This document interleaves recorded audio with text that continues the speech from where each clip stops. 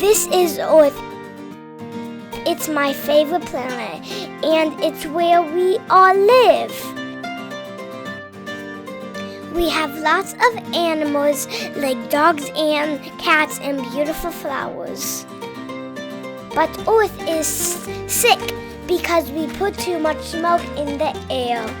Too much for our trees who take the bad air away and give us back clean air.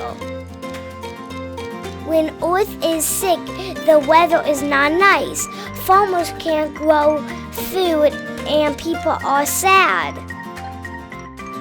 To make the Earth better, we all need to plant lots of trees because trees need our help to make the air good and the weather nice again. I asked my mommy if we can't fix the Earth. Can we buy a new one?